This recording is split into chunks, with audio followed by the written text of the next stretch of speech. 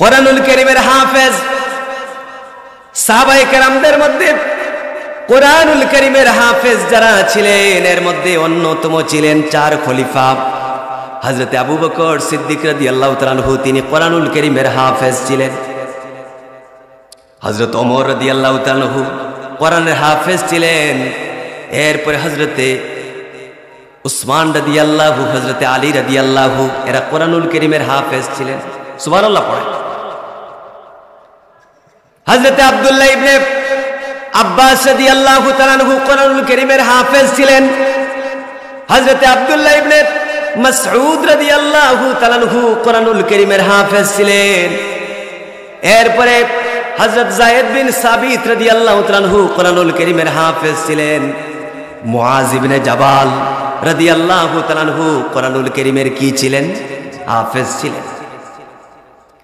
আবু মুসা আশআরী রাদিয়াল্লাহু তাআলা আনহু কোরআনের হাফেজ ছিলেন। কোরআন মুখস্থ তাদের ছিল। এইভাবে করে হযরতে সাদ ইবনে আবি ওয়াক্কাস রাদিয়াল্লাহু তাআলা আনহু কোরআনুল কারীমের হাফেজ ছিলেন। উবাই ইবনে কাব রাদিয়াল্লাহু তাআলা আনহু এরা বড় বড় সাহাবী কোরআনুল কারীমের হাফেজ ছিলেন। শুধু তাই নয়, মহিলাদের মধ্যেও কোরআনুল কারীমের হাফেজা ছিলেন। সুবহানাল্লাহ পড়েন। আমার রাসূল করিম সাল্লাল্লাহু আলাইহি ওয়াসাল্লামের বিবিদের মধ্যে আমাদের মা আম্মা জান আয়েশা সিদ্দিকা রাদিয়াল্লাহু তাআলা আনহা তিনি কোরআনুল কারীমের হাফেজা ছিলেন। এরপরে আম্মা জান হাফসা রাদিয়াল্লাহু তাআলা আনহা কোরআনুল কারীমের হাফেজা ছিলেন।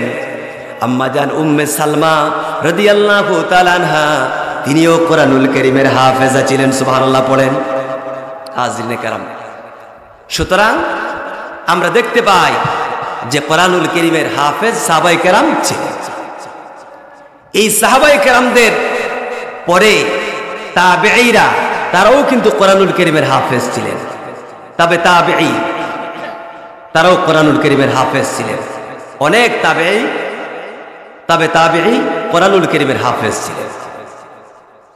এইভাবে করে হাজিরিনে কেরাম ইমামদের মধ্যে যারা বিখ্যাত ইমাম যারা ছিলেন এরা কোরআনুল কারীমের হাফেজ ছিলেন।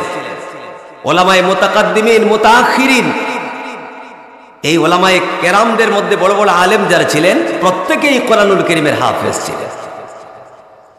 এবং আজও পর্যন্ত আমাদের যুবক যুবতীরা কোরআনুল কারীমের হাফেজ আলহামদুলিল্লাহ পড়েন।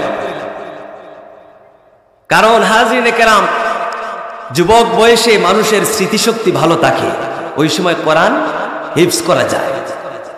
আপনার বয়স বেশি হয়ে গেলে, বৃদ্ধ হয়ে গেলে স্মৃতিশক্তি দুর্বল হয়ে যায়, মুখস্থ করার শক্তিটা নষ্ট হয়ে যায়। তারপরে অনেক বৃদ্ধ মানুষ কোরআনের হাফেজ হয়েছেন, এরকম ইতিহাস আছে। কিন্তু বেশিরভাগ কম বয়সী যুবক যুবতীরা কোরআনুল কারীমের হাফেজ হন। এজন্য যুবকদের অন্যতম একটা ইবাদত হলো, আমল হলো কোরআনুল কারীমের হাফেজ হওয়া। সুবহানাল্লাহ পড়ে। প্রিয় হাজিরিনে কেরাম, হাফেজে কোরআনরা হচ্ছেন আল্লাহ পাকের আহলুল্লাহ। আমার রাসূল করিম সাল্লাল্লাহু আলাইহি ওয়াসাল্লাম সাহাবায়ে কেরামদের সামনে আহলুল্লাহ সম্পর্কে যখন কথা বললেন, সাহাবায়ে কেরামগণ বললেন, ইয়া রাসূলুল্লাহ, আহলুল্লাহ কারা? আল্লাহ পাকের আবার আহাল আছেন নাকি? রাসূল করিম সাল্লাল্লাহু আলাইহি ওয়াসাল্লাম তখন সাহাবায়ে কেরামকে বললেন, ও আমার সাহাবীরা, অবশ্যই আল্লাহ পাকের আহাল রয়েছেন, আহলুল্লাহ রয়েছেন। সাহাবায়ে কেরাম বললেন, ইয়া রাসূলুল্লাহ, আহলুল্লাহ কারা? আমার রাসূলুল্লাহ বললেন, কোরআনুল কারীমের ধারক যারা, এরা হচ্ছেন আহলুল্লাহ, আল্লাহ পাকের আহাল। কোরআনুল কারীমের ধারক, কোরআনুল কারীমের শব্দকে ধারণ করেছেন, হরফকে ধারণ করেছেন হাফিজে কোরআন। সুবহানাল্লাহ পড়ে। এরপরে কোরআনুল কারীমের অর্থকে, কোরআনুল কারীমের তাফসীরকে ধারণ করেছেন উলামায়ে কেরাম, মুফাসসিরিনে কেরাম। এজন্য উলামায়ে কেরাম, মুফাসসিরিনে কেরাম, হাফিজে কোরআন প্রত্যেকেই হচ্ছেন কোরআনুল কারীমের ধারক। সুবহানাল্লাহ পড়ে। হাজিরিনে কেরাম, আমার রাসূলুল্লাহ বললেন, কোরআনুল কারীমের ধারক হচ্ছেন আল্লাহ পাকের আহাল। এরপরে রাসূল করিম সাল্লাল্লাহু আলাইহি ওয়াসাল্লাম বললেন, ও আমার সাহাবীরা, এই দুনিয়ার মধ্যে যারা কোরআনুল কারীমকে তেলাওয়াত করেন তারা হচ্ছেন আল্লাহ পাকের হাল। কার হাল? আল্লাহ পাকের হাল। আমার রাসূল করিম সাল্লাল্লাহু আলাইহি ওয়াসাল্লাম বললেন, ও আমার সাহাবীরা শুনো, আল্লাহ পাকের হাল হাফিজে কোরআন উলামায়ে কেরামকে যারা সম্মান করবে, ইজ্জত করবে, আল্লাহ রাব্বুল আলামিন তাদেরকে সম্মানিত করবেন, তাদেরকে আল্লাহ পাক ইজ্জত দান করবেন। শুধু ইজ্জত দান করবেন না, আমার রাসূলুল্লাহ বলেছেন আল্লাহ রাব্বুল আলামিন ওই ব্যক্তিকে আল্লাহ পাক জান্নাত দান করবেন। সুবহানাল্লাহ, আর জোরে পড়েন সুবহানাল্লাহ। এরপরে আমার রাসূল করিম সাল্লাল্লাহু আলাইহি ওয়াসাল্লাম বললেন, ও আমার সাহাবীরা শুনো, আল্লাহ পাকের হাল উলামায়ে কেরাম, মুফাসসিরিনে কেরাম, হাফিজে কোরআন এদেরকে যারা অসম্মান করবে, অপমানিত করবে, রাসূলুল্লাহর হাদিস বলছি, আল্লাহ পাক হাফিজে কোরআন উলামায়ে কেরামদেরকে যারা অসম্মান করবে, আল্লাহ পাক তাদেরকে অপমানিত করবেন, অসম্মান করবেন। শুধু তাই নয়, আল্লাহ রাব্বুল আলামিন ওই ব্যক্তিকে আল্লাহ পাক জাহান্নামের মধ্যে নিক্ষেপ করবেন। নাউযুবিল্লাহ, জাহান্নামের মধ্যে নিক্ষেপ করবেন। প্রিয় হাজিরিন, এরপরে আমার রাসূল করিম সাল্লাল্লাহু আলাইহি ওয়াসাল্লাম বললেন, যে ব্যক্তি আল্লাহ রাব্বুল আলামিনের সাথে সাক্ষাৎ করার আশা রাখে, যে ব্যক্তির মন চায় আল্লাহ পাকের সাক্ষাৎ লাভ করতে, আল্লাহ পাকের দিদার লাভ করতে, সেজন্য আল্লাহ পাকের আহাল ওলামায়ে কেরাম এবং হাফিজে কোরআনদেরকে সম্মান করে। ওলামায়ে কেরাম আর হাফিজে কোরআন এইরকম যারা আল্লাহ পাকের আহাল যারা রয়েছেন তাদেরকে যারা সম্মান করবে, এরা আল্লাহ রাব্বুল আলামিনের দিদার লাভ করবে। সুবহানাল্লাহ, আল্লাহ পাকের দিদার লাভ করবে। হাজিরিনে কেরাম, প্রিয় হাজিরিন, এই হাফিজে কোরআন হচ্ছেন শাফাআতকারী। সুবহানাল্লাহ পড়ে, শাফাআতকারী হবেন তারা। আমার রাসূল করিম সাল্লাল্লাহু আলাইহি ওয়াসাল্লাম হচ্ছেন শাফিউল মুজনিবিন, গুনাহগারদের জন্য শাফাআতকারী। রাসূল করিম সাল্লাল্লাহু আলাইহি ওয়াসাল্লাম শাফাআত করবেন তার গুনাহগার উম্মতের জন্য। কিন্তু মুতাজিলা সম্প্রদায় এরা আমার রাসূলুল্লাহকে শাফিউল মুজনিবিন, গুনাহগারদের জন্য শাফাআতকারী তা মানতে চায় না। কিন্তু আমার রাসূলুল্লাহ হচ্ছেন শাফাআতকারী। নবীজি সাল্লাল্লাহু আলাইহি ওয়াসাল্লামের পূর্বে কেউ শাফাআত করতে পারবেন না। শাফাআতের দরজা আমার নবীজি সাল্লাল্লাহু আলাইহি ওয়াসাল্লাম খুলবেন। আমার নবীজির পরে অন্যান্য আম্বিয়ায়ে কেরাম, উলামা, মাশায়েখ, আউলিয়ায়ে কেরাম এরা শাফাআত করবেন। বায়তুল্লাহ শরীফ শাফাআত করবে, হাজিরিনে কেরাম হাজারে আসওয়াদ শাফাআত করবে, কোরআনুল কারীম শাফাআত করবে, এরপরে রমাদান মাস শাফাআত করবে। তারপরে মুসলমানদের নাবালেগ সন্তান যারা শিশু অবস্থায় মৃত্যুবরণ করেছেন, ছেলে হোক আর মেয়ে হোক, এই নাবালেগ সন্তান তার পিতামাতার জন্য শাফাআত করবে। এরপরে হাফিজে কোরআনরা শাফাআত করবেন। সুবহানাল্লাহ পড়েন, শাফাআত করবেন। আমার রাসূল করিম সাল্লাল্লাহু আলাইহি ওয়াসাল্লাম বলেছেন, যে ব্যক্তি কোরআনুল কারীমকে তেলাওয়াত করবে, কোরআনকে তেলাওয়াত করবে, এরপর কোরআনকে মুখস্থ করবে, তারপর কোরআন অনুযায়ী আমল করবে, কোরআনের হালালকে হালাল হিসেবে গ্রহণ করবে, হারামকে হারাম হিসেবে বর্জন করবে, কোরআন অনুযায়ী জীবন পরিচালনা করবে, আমল করবে। আমার রাসূল করিম সাল্লাল্লাহু আলাইহি ওয়াসাল্লাম বলেন, ওই ব্যক্তিকে আল্লাহ পাক জান্নাত দান করবেন। জোরে পড়েন সুবহানাল্লাহ, জান্নাত দান করবেন। শুধু জান্নাত দান করবেন এখানেই শেষ নয়, আল্লাহ রাব্বুল আলামিন ওই ব্যক্তিকে আল্লাহ পাক শাফাআত করার সুযোগ দান করবেন।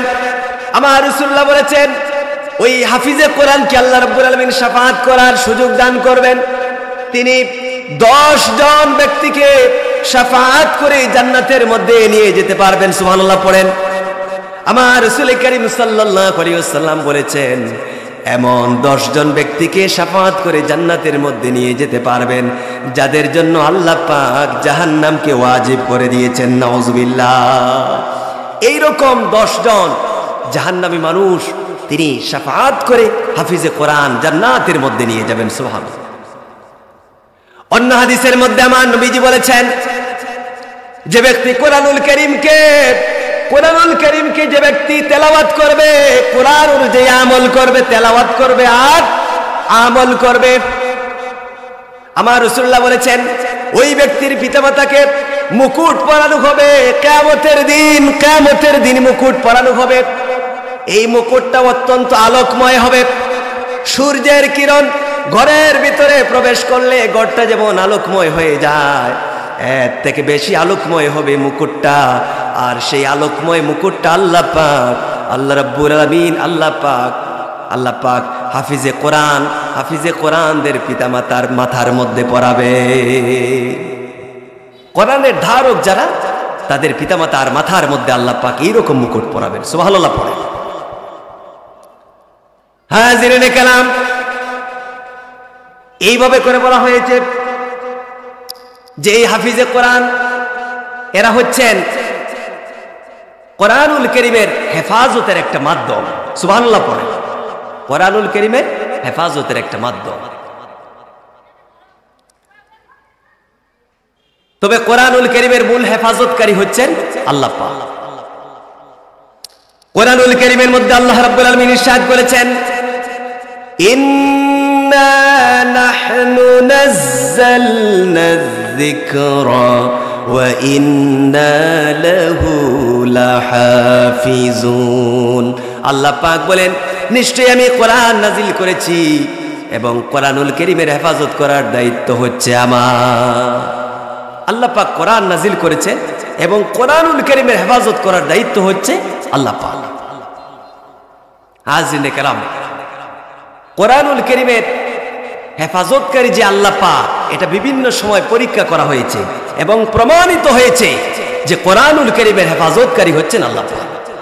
বিভিন্ন সময় এই যে ইসলামের দুশমনরা, আল্লাহ পাকের নাফরমানরা পরীক্ষা করেছে কোরআনুল কারীমের হেফাজতকারী আল্লাহ পাক কিনা, তারা পরীক্ষা করেছে এবং প্রমাণিত হয়েছে কোরআনুল কারীমের হেফাজতকারী হচ্ছে আল্লাহ পাক।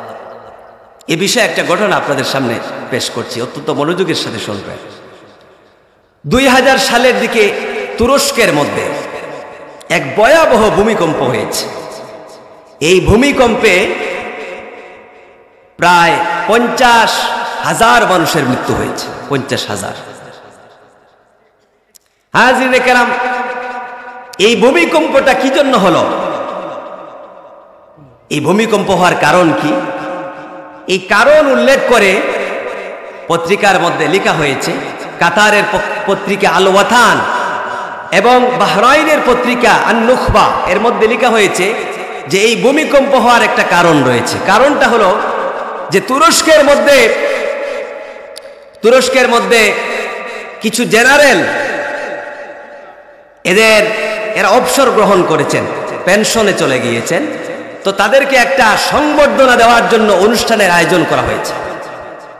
তো এই অনুষ্ঠান একটা জমকালো অনুষ্ঠান ছিল। এখানে আমন্ত্রণ জানানো হয়েছে ইসরায়েলি 30 জনের অধিক কর্নেলকে, ইহুদি, আবার আমেরিকান 30 জনের অধিক জেনারেলকে এবং তুরস্কের 30 জনের অধিক জেনারেলকে এখানে আমন্ত্রণ জানানো হয়েছে। এবং সাথে সাথে এই অনুষ্ঠানে আমন্ত্রণ জানানো হয়েছে ইহুদি, খ্রিস্টান এবং তুর্কি কিছু নর্তকীদেরকে, যারা নাচানাচি করেছে। অনুষ্ঠান যখন শুরু হলো, এক পর্যায়ে নর্তকী যারা ছিল এরা নাচানাচি করতে শুরু করলো, যা যেমন খুশি তেমন নাচানাচি করতে শুরু করলো। এমন সময় এরা মদ পান করতে শুরু করলো। লোকেরা মদ পান করতে শুরু করলো।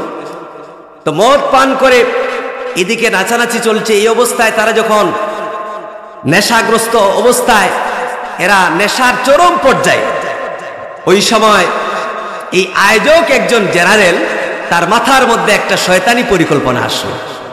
সে তার এক কর্নেলকে ডেকে বলল যে কোরআন শরীফ নিয়ে আসো। তো কর্নেল চিন্তা করলো যে এখানে নাচানাচি করা হচ্ছে, এখানে কোরআন শরীফ কেন আনবো? তারপরেও জেনারেল তার কথা শোনা লাগে, কোরআন শরীফ নিয়ে এসেছে। এবার শয়তান জেনারেল, আল্লাহ পাকের নাফরমান, এই জেনারেল বলল কোরআনুল কারীম খোলো, 14 পারা সূরা হিজর এর 9 নম্বর আয়াতটা বের করা হলো। এই শয়তানটা বলল, জেনারেল শয়তানটা বলল তেলাওয়াত করো কর্নেলকে। তখন ওই কর্নেল তেলাওয়াত করলেন, ইন্না নাহনু নাযালনা যিকরা ওয়া ইন্না লাহু লাহাফিজুন। আল্লাহু আকবার। এই আয়াতটা তেলাওয়াত করলেন। তখন এই শয়তানটা বলল, এই আয়াতের অর্থ কি? তো কর্নেল বলল যে অর্থটা আমি জানি না। এবার এই শয়তান জেনারেল বলল, উপহাসপূর্ণ হাসি আসলো আর বলল, এখানে আল্লাহ বলছেন তিনি নাকি কোরআন নাজিল করেছেন এবং তিনি কোরআনুল কারীমের হেফাজতকারী। এই কথা বলার পর এই শয়তান জেনারেল কোরআনুল কারীমের এই পাতাকে ছিঁড়ে ফেললো। নাউজুবিল্লাহ পড়েন, জুড়ে পড়ে নাউজুবিল্লাহ, নাউজুবিল্লাহ মিন যালিক, মাআযাল্লাহ। আল্লাহ, এইরকম যারা কোরআনুল কারীমের সাথে বেয়াদবি করে এদেরকে তুমি ধ্বংস করে দাও। সকলে পড়েন আমিন। কোরআনুল কারীমের পাতাকে ছিঁড়ে ফেলল, পাতাকে ছিঁড়ে টুকরো টুকরো করে ফেলল। যেসব নর্তকীরা নাচানাচি করছে তাদের পায়ের তলার মধ্যে ফেলে দিল। নাউজুবিল্লাহ পড়েন। আর এই নাফরমান, এই জেনারেল নাফরমান বলতে লাগলো, কোথায় নাজিলকারী, কোথায় হেফাজতকারী, কোথায়? এইভাবে সে অহংকারের সাথে চিৎকার করে করে এই কথাগুলো বলছে। এই দৃশ্য দেখার পর যে লোকটা কোরআন এনে দিয়েছে ওই লোকটার অন্তরের মধ্যে ভয় পয়দা হয়েছে। লোকটা এই অবস্থা দেখে, যেখানে গান বাজনা হচ্ছে, নাচানাচি হচ্ছে, সেই জায়গা থেকে সে আল্লাহু আকবার, আল্লাহু আকবার এই আওয়াজ দিয়ে বের হয়ে গেল। কোরআনুল কারীমের সাথে এইরকম নাফরমানি করার কারণে আল্লাহ রাব্বুল আলামিন সঙ্গে সঙ্গে গজব প্রেরণ করে দিলেন। সমুদ্র থেকে অগ্নিগোলক বের হলো, অগ্নিগোলক বের হয়ে আসলো এবং এই অগ্নিগোলকের সাথে বের হলো একটা ভয়ঙ্কর আওয়াজ। এইদিকে ভূমিকম্প শুরু হয়ে গেল। বলা হচ্ছে যে পত্রিকার মধ্যে লেখা হয়েছে সঙ্গে সঙ্গে এই সমস্ত নৌকাটি এটা ভূগর্ভে মাটির মধ্যে সেটা বিলীন হয়ে গেছে। নাউজুবিল্লাহি মিন যালিক, এটা মাটির মধ্যে বিলীন হয়ে গেছে। হাজিরিনে কেরাম, এই শয়তানটা বলেছিল কোথায় কোরআনুল কারীমের হেফাজতকারী, কোথায়? আল্লাহ রাব্বুল আলামিন তাকে দেখিয়ে দিয়েছেন কোরআনুল কারীমের হেফাজতকারী তিনি অবশ্যই আছেন। আল্লাহ পাক ধ্বংস করে দিলেন। বলা হচ্ছে যে প্রায় 50,000 মানুষ মৃত্যুবরণ করেছে এবং আশপাশের বহু এলাকা ক্ষতিগ্রস্ত হয়েছে, বহু মানুষ ক্ষতিগ্রস্ত হয়েছে। হাজিরিনে কেরাম, এইভাবে করে কোরআনুল কারীমকে আল্লাহ রাব্বুল আলামিন যে কোরআনুল কারীমের হেফাজতকারী এটা প্রমাণিত হয়েছে। সেজন্য হাজিরিনে কেরাম, আমাদের উচিত হলো কোরআনুল কারীমকে তাজিম যেভাবে আমরা করব ঠিক সেইভাবে হাফিজে কোরআন যারা রয়েছেন তাদেরকেও তাজিম করব, হাফিজে কোরআনকেও আমরা সম্মান করব। আল্লাহ পাক যেন তৌফিক দান করেন, বলি আমিন। হাজিরিনে কেরাম, কোরআনুল কারীমকে হেফাজত করা হয়েছে 3টা মাধ্যমে। আল্লাহ রাব্বুল আলামিন লৌহে মাহফুজের মধ্যে কোরআনুল কারীমকে হেফাজত করেছেন। এই কোরআনুল কারীমকে লিখনির মাধ্যমে হেফাজত করা হয়েছে। এরপরে প্রিয় হাজিরিন, কোরআনুল কারীমকে মুখস্থ করার মাধ্যমে হেফাজত করা হয়েছে। কোরআনুল কারীমকে লৌহে মাহফুজের মধ্যে লিপিবদ্ধ করা হয়েছে, লেখা হয়েছে। এইভাবে আল্লাহ পাক হেফাজত করেছেন। কোরআনুল কারীমের মধ্যে আল্লাহ পাক ইরশাদ করেছেন, বাল হুয়া কুরআনুম মাজিদুম ফি লাওহিম মাহফুজ। সুবহানাল্লাহ পড়ে আল্লাহ পাক বলেন, এটা মহান কোরআন লৌহে মাহফুজে সংরক্ষিত, যা লৌহে মাহফুজে সংরক্ষিত। এই লৌহে মাহফুজটা কি?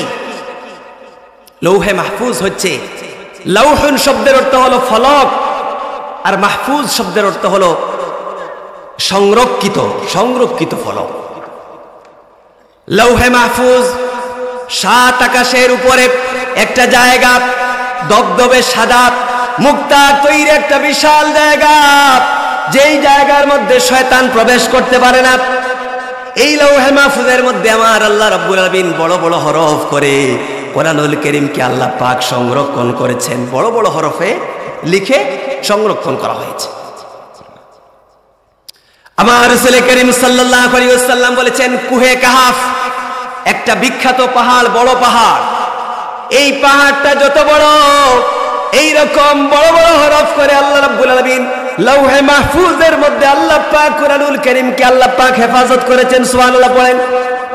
হাজিরিন কেরাম, ঠিক সেইভাবে আল্লাহ রাব্বুল আলামিন কোরআনুল কারীমকে ছোট হরফে হযরতে ইসরাফিল আলাইহিস সালাম, ইসরাফিল আলাইহিস সালামের কপালের মধ্যে আল্লাহ পাক ছোট হরফে কোরআনুল কারীমকে আল্লাহ পাক সংরক্ষণ করেছেন। এজন্য কেউ যদি কোরআনুল কারীমকে বড় হরফে ছাপান, সেটাও আল্লাহ পাকের অনুকরণ হয়। ছোট হরফেও যদি ছাপান, আল্লাহ পাকের অনুকরণ হয়। আরবের বিভিন্ন জাদুঘরের মধ্যে বড় হরফে লেখা কোরআনুল কারীম রয়েছে, এমনকি ছোট হরফে লেখা কোরআন শরীফও পাওয়া যায়। অনেক সময় আমাদের হাফিজে কোরআনরা ছোট্ট কোরআন শরীফ 30 পারা কোরআন সেটা পকেটের মধ্যে নিয়ে তারা চলাফেরা করতে পারেন। হাজিরিন কেরাম, এইভাবে করে আল্লাহ রাব্বুল আলামিন লৌহে মাহফুজের মধ্যে কোরআনুল কারীমকে আল্লাহ পাক সংরক্ষণ করেছেন। এই লৌহে মাহফুজের মধ্যে আর কি লেখা রয়েছে? রাইসুল মুফাসসিরিন হযরত আব্দুল্লাহ ইবনে আব্বাস রাদিয়াল্লাহু তাআলা আনহু তিনি বলেছেন, লৌহে মাহফুজের মধ্যে লেখা রয়েছে লা ইলাহা ইল্লাল্লাহু ওয়াহদাহু দীনুল ইসলাম ওয়া মুহাম্মাদুন আবদুহু ওয়া রাসূলুহু। এই বাক্যটা লৌহে মাহফুজের মধ্যে লেখা রয়েছে। এরপরে প্রিয় হাজিরিন, কোরআনুল কারীমকে লিখার মাধ্যমে সংরক্ষণ করা হয়েছে। আমার নবীজির প্রতি যখন আল্লাহ পাক কোরআন নাজিল করতেন, সঙ্গে সঙ্গে রাসূলুল্লাহ কোরআনুল কারীমকে মুখস্থ করে নিতেন। কোন আয়াত নাজিল হলে, কোন সূরা নাজিল হলে আমার রাসূলুল্লাহ মুখস্থ করে নিতেন। এবং সাহাবায়ে কেরামদেরকে রাসূল করিম সাল্লাল্লাহু আলাইহি ওয়াসাল্লাম বলতেন, ও আমার সাহাবীরা, তোমরা যারা লিখতে পারো, লিখার মাধ্যমে কোরআনকে সংরক্ষণ করো। যারা পারো লিখো। সেজন্য কোরআনুল কারীমকে লেখার জন্য একদল সাহাবায়ে কেরামরা তৈরি হয়েছিলেন, যাদেরকে কাতিবে ওহী বলা হয়। এই কাতিবে ওহী এর মধ্যে প্রধান ছিলেন হযরতে যায়েদ ইবনে সাবিত রাদিয়াল্লাহু তাআলা আনহু। তিনি বলেন, আমরা রাসূল করিম সাল্লাল্লাহু আলাইহি ওয়াসাল্লামের সময়ে পাথরের মধ্যে কোরআনুল কারীমকে পাথরের মধ্যে লিখতাম। যেই পাথরের উপরটা সমান, এই পাথরের মধ্যে লিখতাম। সুবহানাল্লাহ পড়েন। পাতার মধ্যে লিখতাম, হাড়ের উপরে লিখতাম। এইরকম আমার রাসূলুল্লাহর সময়ে বিচ্ছিন্নভাবে কোরআনুল কারীম লেখা ছিল, বিচ্ছিন্নভাবে, একত্রিত ছিল না। প্রিয় হাজিরিন, এই ইয়ামামার যুদ্ধে যখন বহু সংখ্যক যখন হাফেজে কোরআন যখন শহীদ হয়ে গেলেন, এরা কারিও ছিলেন, তখন হযরত ওমর রাদিয়াল্লাহু তাআলা বললেন, ও আবু বকর, রাসূলুল্লাহর সময়ের এই কোরআনকে আপনি একত্রিত করুন। বহু সংখ্যক হাফিজে কোরআন ইয়ামামার যুদ্ধে শহীদ হয়ে গেছেন, সুতরাং আপনি কোরআনুল কারীমকে একত্রিত করুন। আবু বকর সিদ্দিক রাদিয়াল্লাহু তখন খলিফা ছিলেন, মুসলিম জাহানের খলিফা ছিলেন। হযরত আবু বকর সিদ্দিক রাদিয়াল্লাহু হযরত ওমরকে বললেন, ও ওমর, যেই কাজটা নবীজি করেন নাই আমি কিভাবে করি? হযরত ওমর রাদিয়াল্লাহু বারবার চাপ দিতে লাগলেন যে না, আপনি কোরআনকে একত্রিত করুন। আল্লাহ রাব্বুল আলামিন হযরত আবু বকর সিদ্দিক রাদিয়াল্লাহু তাআলা আনহুর অন্তরকে আল্লাহ পাক প্রশস্ত করে দিলেন। আবু বকর সিদ্দিক রাদিয়াল্লাহু এবার তিনি রাজি হয়ে গেলেন কোরআনুল কারীমকে একত্রিত করা হবে। আবু বকর রাদিয়াল্লাহু তাআলা আনহু হযরত যায়েদ বিন সাবিত রাদিয়াল্লাহু কে বললেন, ও যায়েদ বিন সাবিত, নবীজি সাল্লাল্লাহু আলাইহি ওয়াসাল্লামের সময়ে বিচ্ছিন্নভাবে কোরআন যা লেখা হয়েছে সেগুলোকে একত্রিত করো। হযরত আবু বকর সিদ্দিক রাদিয়াল্লাহুর সময় কোরআনুল কারীমকে একত্রিত করা হয়েছে। এরপরে হাজিরিনে কেরাম, হযরতে উসমান রাদিয়াল্লাহু ইসলামের তৃতীয় খলিফা ছিলেন, আমরা নাম শুনেছি সকলে। উসমান রাদিয়াল্লাহুর সময়েও কোরআনুল কারীমকে সংরক্ষণ করা হয়েছে, লিপিবদ্ধ করা হয়েছে।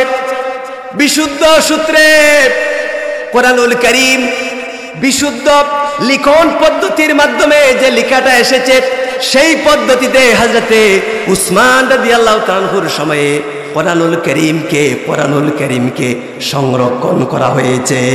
সুবহানাল্লাহ পড়েন। উসমান রাদিয়াল্লাহুর সময়ে যে কোরআন লেখা হয়েছিল, ওই সময় 50,000 সাহাবী জীবিত ছিলেন। এই সময়ে যে কোরআনটা লিপিবদ্ধ করা হয়েছিল এটাকে মাসহাফে উসমানী বলা হয়, এবং এই মাসহাফে উসমানীর আলোকেই বর্তমানে যে কোরআন শরীফ আমাদের সামনে রয়েছে, এটা মাসহাফে উসমানীর আলোকেই এই কোরআনটা লেখা হয়েছে, এবং এই কোরআনটাই আজ আমাদের সামনে রয়েছে। হাজিরিনে কেরাম, এইভাবে করে কোরআনুল কারীমকে লিখার মাধ্যমে সংরক্ষণ করা হয়েছে। এই কোরআনুল কারীমকে মুখস্থ করার মাধ্যমে হাফেজে কোরআনটা সংরক্ষণ করেছেন। এজন্য ইসলামের কোন শত্রু যদি কোরআনুল কারীমকে আল্লাহ পাক না করুন, তামাম দুনিয়ার কোরআনুল কারীম কিতাব আকারে যে কোরআন রয়েছে, এই কোরআনকে যদি তারা ধ্বংস করে ফেলে, তারপরেও তারা কোরআনকে শেষ করে দিতে পারবে না। হাফিজে কোরআনুল কারীমকে আবার লিখতে পারবেন। হাফিজে কোরআনটা বলবেন, ওলামায়ে কেরামগণ লিখবেন, আবার কোরআন তৈরি করা যাবে। ইসলামের কোন শত্রু যদি কোরআনুল কারীমের মধ্যে পরিবর্তন করে, কাটছাট করে টিকতে পারবে না। হাফিজে কোরআনটা সেটার ভুল ধরতে পারবেন এবং শুদ্ধ করে দিবে।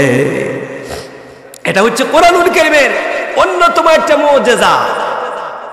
শুধু তাই নয়, সরকারি চাকরির বিপরীতে সরকারি চাকরি করলে অনেক টাকা পয়সা পাওয়া যাবে, কিন্তু এটাকে বাদ দিয়ে লক্ষ লক্ষ তামাম পৃথিবীর মধ্যে লক্ষ লক্ষ কোরআনে হাফেজ তৈরি হয়ে গেছে। এরা টাকার তোয়াক্কা করে নাই, আল্লাহ পাকের কালাম মুখস্থ করে নিয়েছেন, টাকা পয়সার পিছনে পড়েন নাই। হাজিরিনে কেরাম, এটা হচ্ছে কোরআনুল কারীমের, এটা হচ্ছে বড় মুজিজা। এই কোরআনুল কারীম যেভাবে আমার রাসূলুল্লাহর প্রতি নাজিল হয়েছিল, ঠিক সেইভাবে আজ পর্যন্ত কোরআনুল কারীম রয়েছে। সুবহানাল্লাহ পড়ে। কোরআনুল কারীমের এই হেফাজত পদ্ধতি অত্যন্ত শক্তিশালী, মজবুত। এটা দেখে অনেক অমুসলিম কালেমা পড়ে মুসলমান হয়ে গিয়েছেন। সুবহানাল্লাহ পড়েন। কোরআনুল কারীমের এই সংরক্ষণ পদ্ধতিটা অত্যন্ত মজবুত। এটা দেখে অনেক অমুসলিম মুসলমান হয়ে গিয়েছে। এই ব্যাপারে আপনাদেরকে একটা ঘটনা আমি পেশ করি। ইমাম কুরতুবী রাহমাতুল্লাহ আলাইহি মুত্তাসিল সনদে এই ঘটনাটা উল্লেখ করেছে।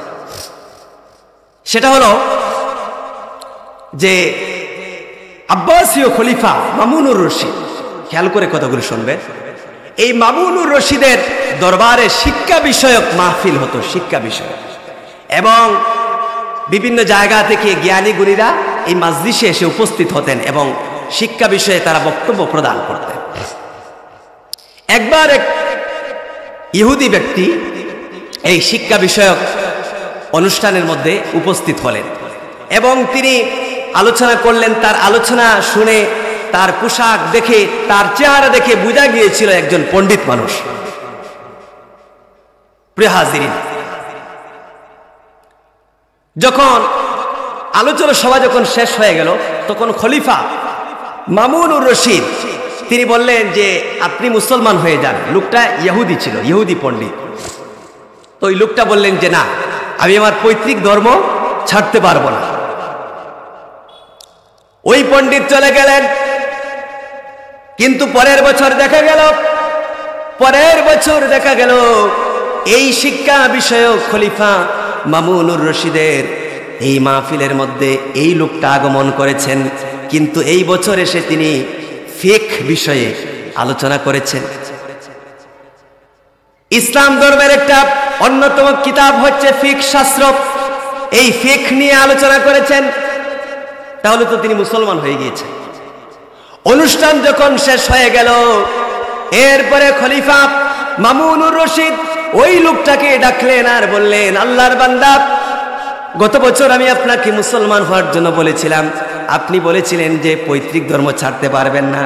এবার দেখি আপনি মুসলমান হয়ে গেলেন, কারণ কি? কেন মুসলমান হলেন একটু বলেন।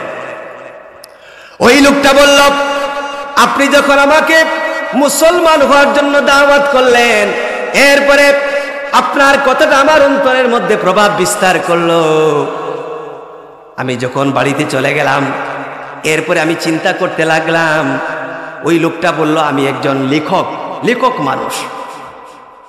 ওই লোকটা বললেন আমি তাওরাতের 3টা কপি লিখলাম। 3টা কপি, জোরে বলেন কয়টা? 3টা কপি লিখলাম। আমার নিজের মতো করে পরিবর্তন করলাম, কাটছাট করলাম। এরপরে এগুলো বাজারের মধ্যে নিয়ে গেলাম বিক্রি করার জন্য। কিন্তু দেখা গেল ইহুদিরা এগুলো কিনে নিয়েছে, বুঝতেই পারে নাই, ভুলটা ধরতেই পারে নাই। ওই লোকটা বলল এরপর আমি ইনজিলের 3টা কপি আমার নিজের হাতে লিখলাম, নিজের মতো করে বাদ দিলাম, যোগ করলাম, বাদ দিলাম, কাটছাট করলাম, পরিবর্তন করলাম। আমি খ্রিস্টানদের কাছে নিয়ে গেলাম, তারা আনন্দের সাথে এইগুলো কিনে নিল। কেউ বুঝতে পারলো না, ভুলগুলো ধরতে পারলো না। ঠিক সেইভাবে আমি কোরআনুল কারীমের 3টা কপি লিখলাম এবং নিজের মতো করে পরিবর্তন করলাম, বাদ দিলাম, আবার যোগ করলাম। বাজারের মধ্যে যখন নিয়ে গেলাম বিক্রি করার জন্য, লোকেরা যাচাই বাছাই করতে শুরু করলো, কোনো ভুল আছে কিনা, ভুল ত্রুটি আছে কিনা। যখন তারা যাচাই বাছাই করলো, তখন তারা ধরতে পারলো এই লিখিত কোরআনের মধ্যে আমি যে 3টা কপি লিখেছি এর মধ্যে ভুল রয়েছে। তারা ধরতে পারলো, বুঝতে পারলো। অথচ কেউ একটা কপি কিনে নিল না, একটা কপি কেউ কিনে নিল না। সকলে আমার কপিগুলো রেখে গেল। সুবহানাল্লাহ পড়ে। ওই লোকটা বললেন, তখন আমি বুঝতে পারলাম এই কোরআনুল কারীম সত্য কিতাব, সত্য আসমানি কিতাব। আল্লাহ রাব্বুল আলামিন যেভাবে নাজিল করেছেন এই কিতাবটা ঠিক সেইভাবেই রয়েছে। এর মধ্যে কেউ পরিবর্তন করতে পারে নাই। আর এই কিতাব যেহেতু সত্য, এই কিতাব যার উপর নাজিল হয়েছে, তাহলে সেই নবী মুহাম্মদুর রাসূলুল্লাহ সাল্লাল্লাহু আলাইহি ওয়াসাল্লাম তিনি হচ্ছেন সত্য নবী। সুবহানাল্লাহ পড়ে। ওই লোকটা বললেন, তখন আমি কালেমা পড়ে মুসলমান হলাম। সুবহানাল্লাহ। হাজিরিনে কেরাম, দেখেন এই কোরআনুল কারীমের শক্তিশালী হেফাজত পদ্ধতি, এটা দেখে লোকটা অবাক হয়েছে, আশ্চর্য হয়েছে এবং লোকটা কালেমা পড়ে মুসলমান হয়ে গিয়েছে। হাজিরিনে কেরাম, এই কোরআনুল কারীমকে আল্লাহ পাক হেফাজত করেছেন। আর এই কোরআনুল কারীমকে হাফিজে কোরআনরা হেফাজত করেছেন তাদের সিনার মধ্যে। এমন একটা কোরআনকে হাফিজে কোরআনরা মুখস্থ করেছেন যে কোরআনটা হচ্ছে অত্যন্ত ভারী। আল্লাহু আকবার বলেন। কোরআনুল কারীমের মধ্যে আল্লাহ রাব্বুল আলামিন ইরশাদ করেছেন, ইন্না সানুলকি আলাইকা কাওলান সাকিলা। সুবহানাল্লাহ পড়েন। আল্লাহ রাব্বুল আলামিন ইরশাদ করেছেন যে নিশ্চয়ই আমি আপনার প্রতি নাজিল করেছি এক ভারী কালাম। সুবহানাল্লাহ। কোরআনুল কারীম ভারী কালাম, সেই কারণে এই আমানতকে, কোরআনুল কারীমের আমানতকে আসমান গ্রহণ করে নাই, ভয় পেয়েছে। জমিন গ্রহণ করে নাই, ভয় পেয়েছে। এরপরে কোরআনুল কারীমের আমানতকে পর্বতমালা, পাহাড় গ্রহণ করে নাই, ভয় পেয়েছে। কোরআনুল কারীমে আল্লাহ পাক তা ইরশাদ করেছেন। কোরআনুল কারীমের মধ্যে আল্লাহ রাব্বুল আলামিন জানিয়েছেন, ইন্না আরাদনাল আমানাতা আলাস সামাওয়াতি ওয়াল আরদি ওয়াল জিবালি ফাআবাইনা আন ইয়াহমিলনাহা ওয়া আশফাকনা মিনহা ওয়া হামালাহাল ইনসান ইন্নাহু কানা যালুমান জাহুলা। আল্লাহু আকবার বলেন। আল্লাহ রাব্বুল আলামিন এই আয়াতের মধ্যে আল্লাহ রাব্বুল আলামিন ইরশাদ করেছেন, আল্লাহ পাক বলেন, নিশ্চয়ই আমি এই আমানতকে পেশ করেছিলাম, কোরআনুল কারীমের আমানতকে আমি পেশ করেছিলাম, আসমানের সামনে পেশ করেছিলাম, জমিনের সামনে পেশ করেছিলাম, পর্বতমালার সামনে পেশ করেছিলাম। তারা এই আমানতকে গ্রহণ করতে অস্বীকৃতি জানিয়েছে। এই আমানতের ব্যাপারে ভয় পেয়েছে, কোরআনুল কারীমের আমানতকে গ্রহণ করতে ভয় পেয়েছে, কিন্তু মানুষ এই আমানতকে বহন করে নিয়েছে। নিশ্চয়ই মানুষ অতিশয় জালেম, বড়ই মূর্খ। নিশ্চয়ই মানুষ হচ্ছে অতিশয় জালেম এবং বড়ই মূর্খ। হাজিরিনে কেরাম, এই কোরআনুল কারীমের আমানতকে মানুষ গ্রহণ করে নিয়েছে, বহন করে নিয়েছে। পাহাড় গ্রহণ করে নাই, ভয় পেয়েছে। যদি এই কোরআনুল কারীমকে আল্লাহ রাব্বুল আলামিন পাহাড়ের উপর যদি আল্লাহ পাক নাজিল করতেন, পাহাড়টা আল্লাহ পাকের ভয়ে ভীত সন্ত্রস্ত হয়ে পড়ত। কোরআনুল কারীমের মধ্যে আল্লাহ পাক ইরশাদ করেছেন, লাউ আনজালনা হাযাল কুরআন আলা জাবালিন লারাআইতাহু খাশিআন মুতাসাদ্দিআন মিন খাশিয়াতিল্লাহ। সুবহানাল্লাহ।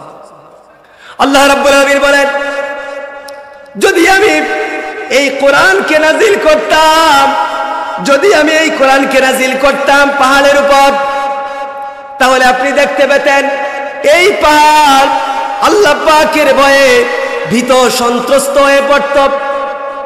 আপনি দেখতে পেতেন এই পাহাড়কে দেখতে পেতেন কোরআনের কারণে আল্লাহ পাকের ভয়ে দীর্ণ বিদীর্ণ হয়ে যেত এই পাহাড়। সুবহানাল্লাহ। হাজিরিনে কেরাম, এইরকম একটা কোরআন আল্লাহ পাক নাজিল করেছেন এবং এই কোরআনকে হাফিজে কোরআনরা ধারণ করেছেন। অত্যন্ত ভারী একটা কিতাব। হাজিরিনে কেরাম, এটা হচ্ছে হাফিজে কোরআনদের মর্যাদা।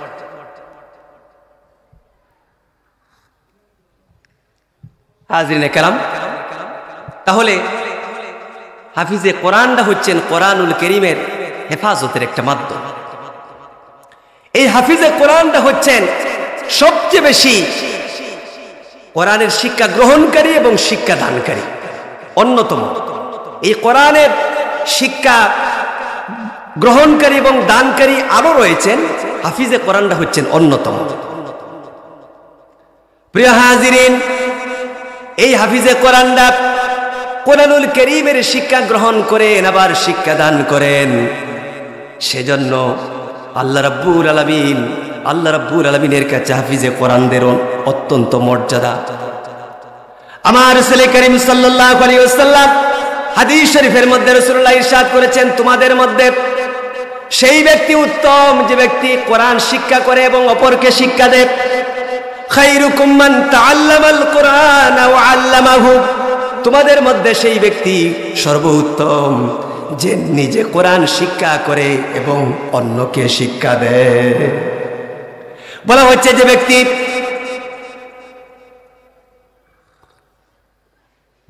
ব্যক্তি কোরআনুল কারীমকে শিক্ষা গ্রহণ করে অন্যকে শিক্ষা দিবেন, বলা হচ্ছে ওই ব্যক্তিকে আল্লাহ রাব্বুল আলামিন আরশে আজিমের নিচে জায়গা দান করবেন। কোন দিন? সেই দিন আল্লাহ পাক আরশে আজিমের নিচে জায়গা দান করবেন যেই দিন আল্লাহ পাকের আরশে আজিমের ছায়া ছাড়া অন্য কোনো ছায়া থাকবে না। ওই দিন আল্লাহ পাক যারা কোরআন শিখে অপরকে শিখিয়েছে, এই রকম ব্যক্তিদেরকে আল্লাহ পাক আরশে আজিমের নিচে জায়গা দিবেন। সুবহানাল্লাহ পড়ে। প্রিয় হাজিরিন, এরপরে বলা হয়েছে রাসূল করিম সাল্লাল্লাহু আলাইহি ওয়াসাল্লাম হযরত আবু হুরায়রা সবচেয়ে বেশি হাদিস বর্ণনা করেছিলেন। আবু হুরায়রা রাদিয়াল্লাহু তাআলা হুকে রাসূল করিম সাল্লাল্লাহু আলাইহি ওয়াসাল্লাম বললেন, ও আবু হুরায়রা, কোরআন শিখো এবং অপরকে শিখাতে থাকো, অন্যকে শিখাও। এই আমলটা করতে থাকো। এই আমল করতে করতে যদি মউত হয়ে যায়, মৃত্যু হয়ে যায়, তাহলে জেনে রাখো আসমান থেকে ফেরেশতাগণ তোমার কবর জিয়ারতের জন্য আসবেন। আসমান থেকে ফেরেশতাগণ কবর জিয়ারতের জন্য আসবেন, তোমার কবর জিয়ারত করবেন। আমার রাসূলুল্লাহ বলেছেন যে এইভাবে করে দুনিয়ার বিভিন্ন জায়গা থেকে মুসলমানেরা বায়তুল্লাহ শরীফকে তাওয়াফ জিয়ারত করার জন্য যান। ঠিক সেইভাবে যারা কোরআনকে শিখে অন্যকে শিখাবেন, ওই সকল লোকদের কবর জিয়ারত করার জন্য আসমান থেকে ফেরেশতাগণ নাজিল হন। সুবহানাল্লাহ পড়ে। এটা হচ্ছে হাফিজে কোরআনদের মর্যাদা, অত্যন্ত মর্যাদা।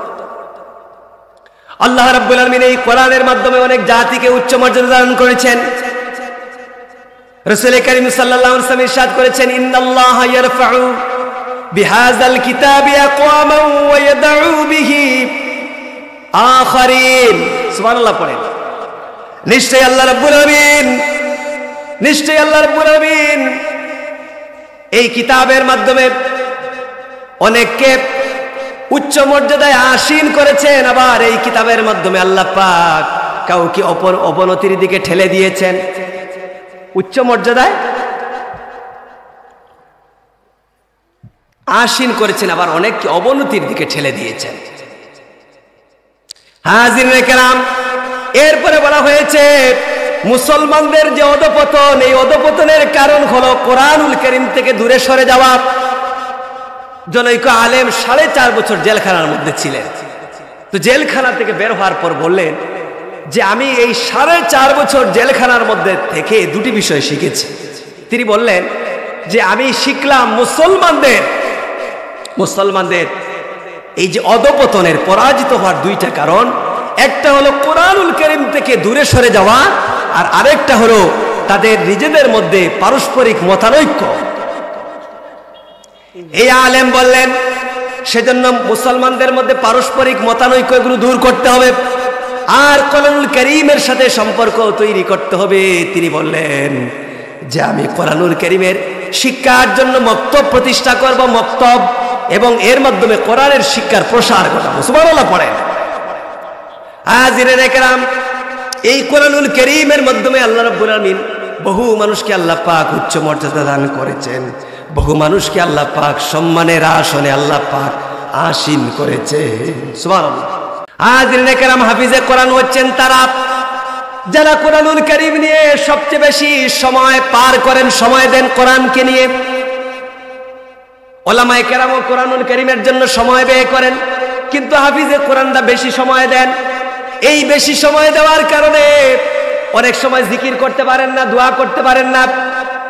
কিন্তু আমার রাসূলুল্লাহ বলেছেন, যদিও তারা দোয়া করতে পারছেন না, জিকির করতে পারছেন না, দোয়া করলে আল্লাহ পাক যা দান করতেন, জিকির করলে যা দান করতেন এর থেকে আল্লাহ পাক বেশি দিয়ে দেন হাফিজে কোরআনদেরকে, যারা কোরআনুল কারীম নিয়ে সবচেয়ে বেশি সময় কাটায়।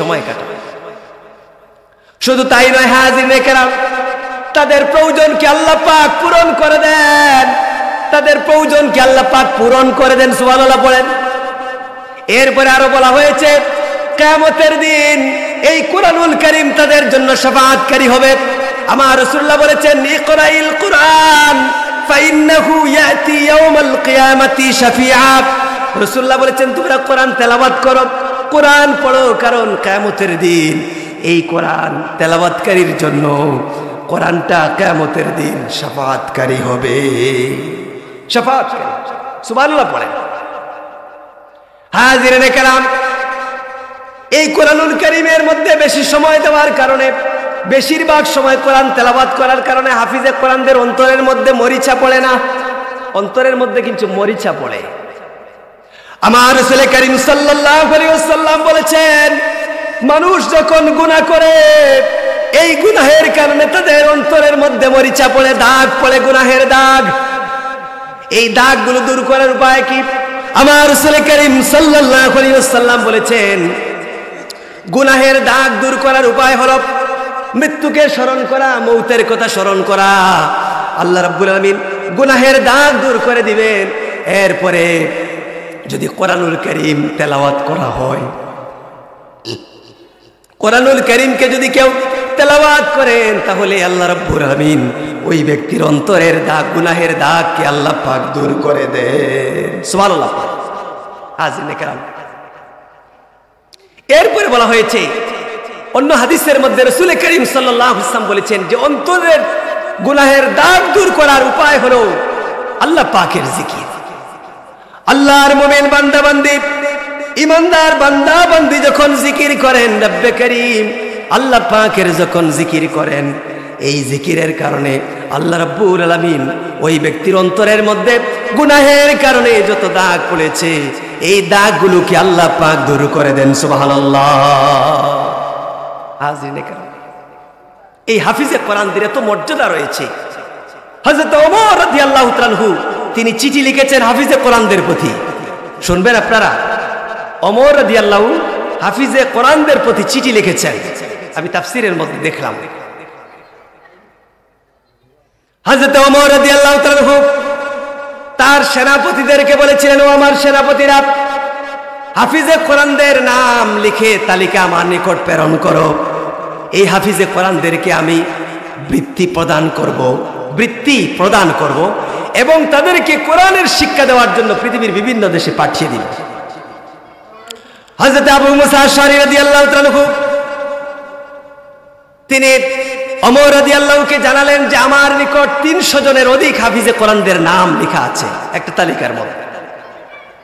হযরত ওমর রাদিয়াল্লাহু হাফিজে কোরআনদের প্রতি তিনি পত্র লিখেছেন। পত্রের প্রথমে তিনি লিখেছেন বিসমিল্লাহির রহমানির রহিম, এরপরে লিখেছেন যে আল্লাহর বান্দা ওমরের পক্ষ থেকে আব্দুল্লাহ বিন কায়েস এবং তার সঙ্গী সাথী যারা হাফেজে কোরআন তাদের প্রতি এই পত্র, আসসালামু আলাইকুম বলে পত্র লেখা শুরু করেছে। ও হাফেজে কোরআনরা, আপনারা কোরআনুল কারীমের অনুসরণ করবেন। অনুসরণ, যে ব্যক্তি কোরআনুল কারীমের অনুসরণ করবে, কোরআনুল কারীমের যে ব্যক্তি অনুসরণ করবে, হযরত ওমর রাদিয়াল্লাহু বলেছেন ওই ব্যক্তিকে কোরআনুল কারীম জান্নাতুল ফিরদাউস পর্যন্ত পৌঁছে দিবে। সুবহানাল্লাহ। তিনি বলেছেন, ও হাফিজে কোরআনরা, কোরআন যেন আপনাদের অনুসরণ না করে, কোরআন যদি কারো অনুসরণ করে তাহলে ওই ব্যক্তিকে লাঞ্ছিত করবে এবং শেষ পর্যন্ত আল্লাহ পাকের জাহান্নাম পর্যন্ত পৌঁছে দিবে। নাউজুবিল্লাহ পড়েন। সেজন্য হাফিজে কোরআনরা এমন ভাবে চলুন যাতে করে কিয়ামতের দিন কোরআন আপনাদের জন্য শাফাআতকারী হয়।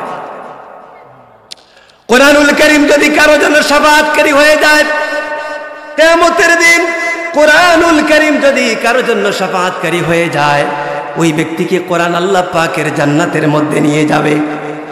আর কোরআনুল কারীম যদি কারো জন্য শাফাআতকারী না হয়, অভিযোগ পেশকারী হয়, ওই ব্যক্তি জাহান্নামের মধ্যে যাবে। হযরত ওমর লিখলেন, ও হাফিজে কোরআনরা, আপনাদের জেনে থাকা ভালো, আপনাদের জেনে রাখা উচিত এই কোরআনুল কারীম হচ্ছে হেদায়েত গ্রন্থ, জ্ঞান বিজ্ঞানের আকর। এই কোরআনের মাধ্যমে আল্লাহ রাব্বুল আলামিন অন্ধ চোখের মধ্যে আল্লাহ পাক জ্যোতি দান করেছেন। এই কোরআনুল কারীমের মাধ্যমে আল্লাহ পাক বধির, যে কানটা কথা শুনে না, এই কানের মধ্যে আল্লাহ পাক শ্রবণ শক্তি দান করেছেন।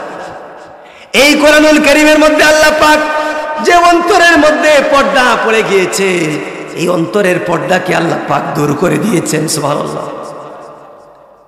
এরপরে হযরতে ওমর রাদিয়াল্লাহু লিখলেন, ও হাফিজে কোরআনরা, যে ব্যক্তি রাত্রিবেলা ঘুম থেকে উঠে মেসওয়াক করলো, এরপরে ওযু করলো, ওযু করার পর আল্লাহু আকবার বলে নামাজের মধ্যে দাঁড়িয়ে গেল, আর নামাজের মধ্যে যে ব্যক্তি কোরআন তেলাওয়াত করলো, কোরআন তেলাওয়াত করলো, ওই ব্যক্তির মুখের উপর আল্লাহ পাকের ফেরেশতা ওই ব্যক্তির মুখের উপর মুখ লাগিয়ে বলেন, আল্লাহর বান্দা, তুমি তেলাওয়াত করতে থাকো, তুমি অত্যন্ত ভালো। আল্লাহ পাকের নিকট মঙ্গলময় যা রয়েছে আল্লাহ রাব্বুল আলামিন তোমাকে তা দান করবে, মঙ্গলময় বিষয় তোমাকে দান করা হবে। তিনি বলেছেন যে কেউ যদি মেসওয়াক না করে তাহলে ফেরেশতাগণ মুখের দুর্গন্ধ অপছন্দ করেন, ওই ব্যক্তির মুখের উপর মুখ রাখা হয় না, বরং ওই ব্যক্তিকে শুধু হেফাজত করা হয়। নামাজের মধ্যে কোরআন তেলাওয়াত করা অত্যন্ত গুরুত্বপূর্ণ একটা ইবাদত। সেজন্য নামাজের মধ্যে কোরআন তেলাওয়াত করতে হবে বেশি বেশি। বলা হচ্ছে এই নামাজ হবে ব্যক্তির জন্য নূর,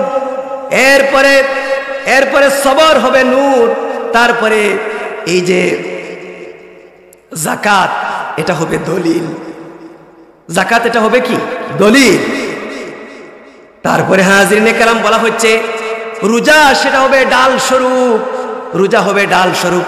জাহান্নামের শাস্তি থেকে রোজা কিন্তু মানুষকে বাঁচাবে।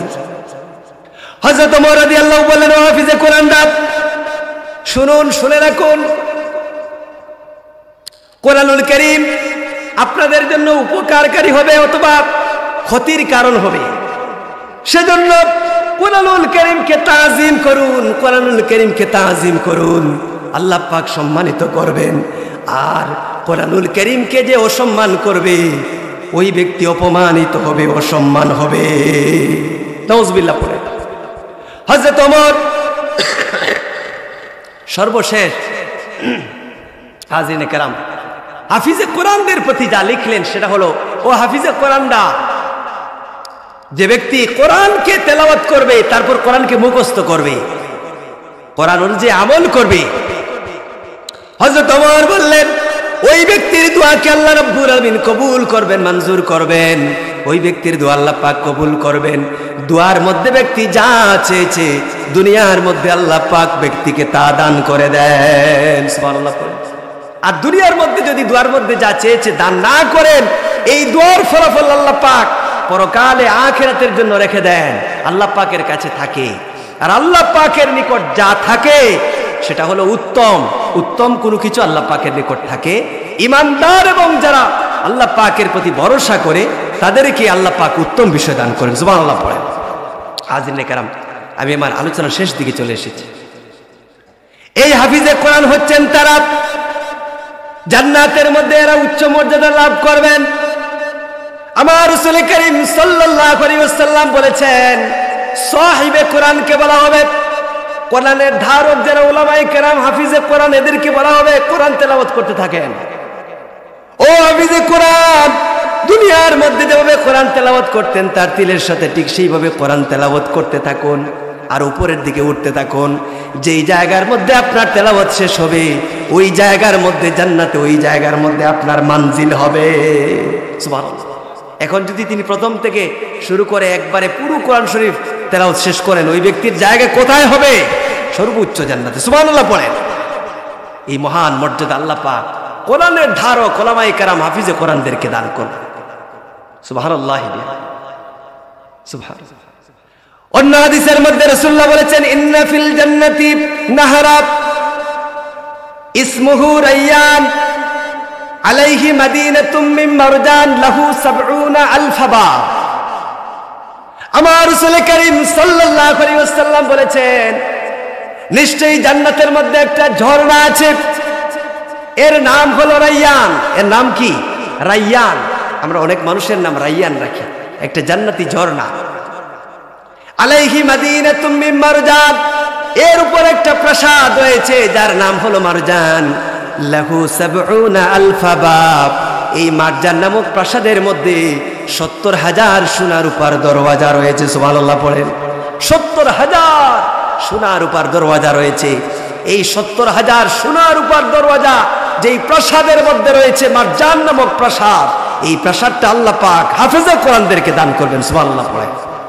এবং এই প্রাসাদের নিচে যে ঝর্ণা প্রবাহিত, রায়্যান নামক ঝর্ণা, আল্লাহ পাক হাফিজে কোরআনদেরকে দান করবেন। সুবহানাল্লাহ। এইভাবে করে হাজিরিনে কেরাম হাফিজে কোরআন হচ্ছেন তারা যারা সবচেয়ে বেশি নেকির বাগিদার। বলবেন সেটা কিভাবে? কোরআনুল কারীমের একটা হরফ তিলাওয়াত করলে 10টা নেকি দেওয়া হয়। বলা হচ্ছে যে আল্লাহ পাক চাইলে 70 গুণ বাড়িয়ে দেন, চাইলে আরো বেশি দেন। আমরা 10টার হিসাব করি, একটা হরফে 10টা নেকি। আমার রাসূলুল্লাহ বলেন, আমি বলছি না আলিফ লাম মিম একটা হরফ, বরং আলিফ লাম মিমের মধ্যে 3টা হরফ রয়েছে। আলিফ একটা হরফ, লাম একটা হরফ, মিম একটা হরফ। কেউ যদি আল্লাহর কোন ইমানদার বান্দি যদি আলিফ লাম মিম যদি একবার উচ্চারণ করেন, আল্লাহ রাব্বুল আমিন ওই ব্যক্তির আমলনামার মধ্যে 30টা নেকি লিখে দেন। সুবহানাল্লাহ পড়েন। 30টা নেকি। এখন কোরআনুল কারীমের মধ্যে হরফ রয়েছে 3,36,233, আর বিসমিল্লাহর মধ্যে হরফ রয়েছে এই যে 2,373। যোগ করলে হবে, এই যে বিসমিল্লাহ এবং সমস্ত হরফ যোগ করলে হয় 3,38,606। একটা একটা নেকি দিলে এত নেকি হবে, কিন্তু আল্লাহ পাক তো বলেছেন, রাসূলুল্লাহ বলেছেন যে একটা হরফে 10টা নেকি হয়। তাহলে আপনি এই সংখ্যাকে 10 দ্বারা গুণ দেন, তখন গুণফল হবে 33,86,060। আল্লাহু আকবার।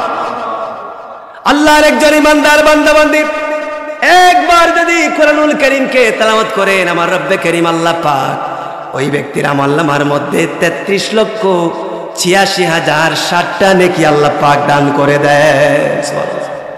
চিন্তা করুন কত নেকি। এখন হাফিজে কোরআন, বিশেষ করে যারা হাফিজ আপনারা হয়েছেন, যারা উস্তাদ রয়েছেন, আপনারা তো ভালো জানেন একটা বাচ্চা হাফিজে কোরআন হওয়ার জন্য কতবার যে কোরআন সে পড়ে, তার হিসাব তো হুজুরও জানেন না, এই বাচ্চাটাও জানে না। এর হিসাবটা রব্বে কারীম আল্লাহ রাব্বুল আলামিন ভালো জানেন। কতবার যে এই কোরআনকে তেলাওয়াত করার মাধ্যমে একজন হাফিজ হন, তাহলে দেখুন এই হাফিজে কোরআনরা তাদের অজান্তেই তারা কত নেকির ভাগীদার হন। কিয়ামতের দিন আল্লাহ পাকের দরবারে সেটা বুঝতে পারবে। এই মর্যাদা আল্লাহ পাক কোরআনে হাফিজদেরকে দান করেছেন। সুবহানাল্লাহ। এজন্য তাদেরকে সম্মান করতে হবে। সর্বশেষ যে পয়েন্টটা আলোচনা শেষ করব, সেটা হলো যে এই হাফিজে কোরআন হাজিনে কেরাম এরা সবচেয়ে বেশি কোরআনুল কারীমের খতমকারী। আমরা তো কোরআন শরীফ খতম করি, 40 দিনে কোরআন খতম করলে বেশি দেরি হয়ে যায়। রাসূলুল্লাহ বলেছেন কেউ যদি 40 দিনে কোরআন খতম করেন বেশি দেরি হয়ে গেল, সেজন্য দেরিও যদি করেন 1 মাসে কোরআন খতম করবেন, 7 দিনে কোরআন খতম করা উত্তম। আমার রাসূল করিম সাল্লাল্লাহু আলাইহি ওয়াসাল্লাম কোরআনুল কারীমকে রাত্রিবেলা আমার রাসূলুল্লাহ যখন নামাজ আদায় করতেন, আমার রাসূল করিম সাল্লাল্লাহু আলাইহি ওয়াসাল্লাম কোরআনুল কারীমকে রাসূল করিম সাল্লাল্লাহু আলাইহি ওয়াসাল্লাম নামাজের মধ্যে তেলাওয়াত করতেন। সাহাবায়ে কেরাম কোরআনুল কারীমকে নামাজের মধ্যে তেলাওয়াত করতেন। হাজিনে কেরাম এইভাবে করে কোরআনুল কারীমের তেলাওয়াতের মধ্যে রাসূলুল্লাহ এবং সাহাবায়ে কেরাম সারা রাত কাটিয়ে দিতেন। সুবহানাল্লাহ পড়ে। শুধু তাই নয়, এইরকম পাওয়া গিয়েছে সারা রাত্রিতে তিনি কোরআনুল কারীমের 1 খতম করেছেন। সুবহানাল্লাহ পড়ে। আবার এইরকম পাওয়া গিয়েছে আল্লাহর বান্দা সারা দিনে কোরআনুল কারীমের 1 খতম করেছেন।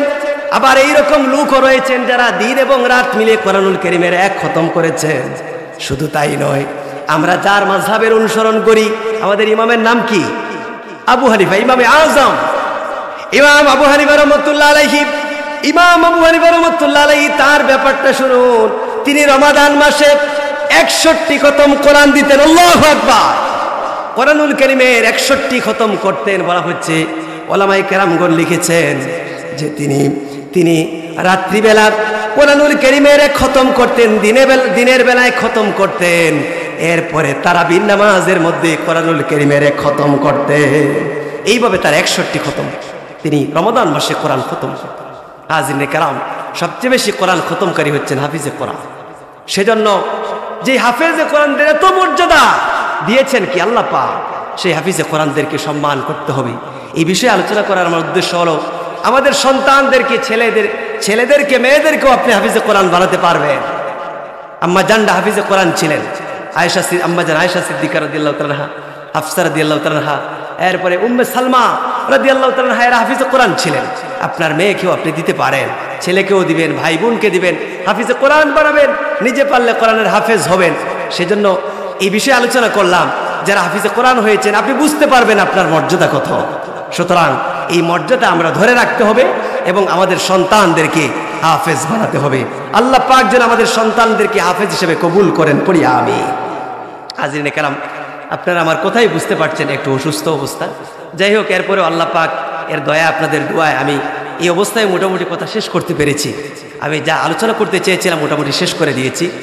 তো আল্লাহ পাক যেন আমাদেরকে এই কথা অনুযায়ী আমল করার তৌফিক দান করেন। বিশেষ করে এই মাদ্রাসার প্রতিষ্ঠাতা যিনি, আমি আল্লাহর এই ওলির নাম, আমি আবার এই চট্টগ্রাম বিশ্ববিদ্যালয়ে পড়াশোনা করেছি।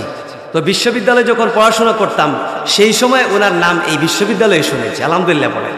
তো বলবেন যে এরা মকবুল, সেজন্য আমি এত দূর থেকে শুনেছি। এই যে আন্দা হাফিজ, এতটুকু পর্যন্ত নাম আমি শুনেছি, কিন্তু তার নাম যে এই যে হাফিজ মুশাহিদ আলী, এটা জানা ছিল না।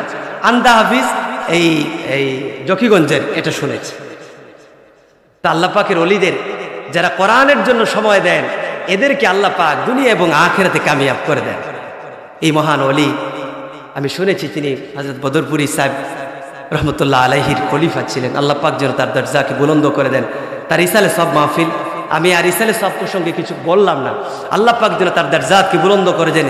এই প্রতিষ্ঠান তিনি প্রতিষ্ঠা করেছেন, খেদমত করেছেন কিয়ামত পর্যন্ত, এটা যেন দায়িম এবং কায়েম থাকে। এবং এই প্রতিষ্ঠানের উসিলায় আল্লাহ পাক অত্র অঞ্চলের সমস্ত মুর্দেগানদেরকে যেন আল্লাহ পাক ক্ষমা করে দেন। যাদেরকে ক্ষমা করেছেন তাদের দরজাতকে যেন আল্লাহ পাক বুলন্দ করে দেন। এই আপনাদের এই জমিনের মধ্যে এটা হচ্ছে আউলিয়া কেরামদের আবাস ভূমি। আল্লাহ পাকের নিকট এই দোয়া করে আলোচনা এখানে শেষ করছি। ওয়া আখিরু দাওয়ানা আলহামদুলিল্লাহি রাব্বিল আলামিন। হাযা মা ইনদি ওয়াল ইলমু ইনদাল্লাহ। সুবহানাকা আল্লাহুম্মা ওয়া বিহামদিকা আশহাদু আল্লা ইলাহা ইল্লা আনতা আস্তাগফিরুকা ওয়া আতুবু ইলাইক।